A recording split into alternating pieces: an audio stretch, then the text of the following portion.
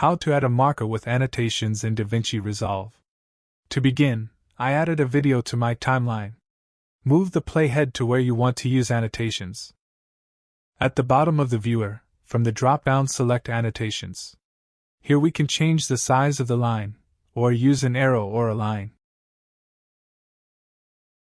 Or you can add a box with the color you like. And now Davinci added a marker to this position, and we move the playhead to this marker position. These lines that we draw will be visible in the viewer. We also can convert this marker to a duration marker. Hold down the Alt key and drag the right end of the marker to the right to add duration to it. Then double-click on the marker and change its name and description.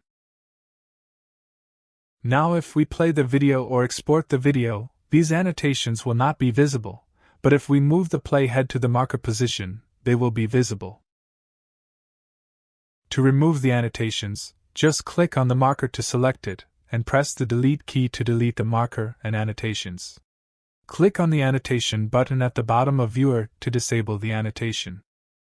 Anyway guys, thanks for watching and I hope you found this useful.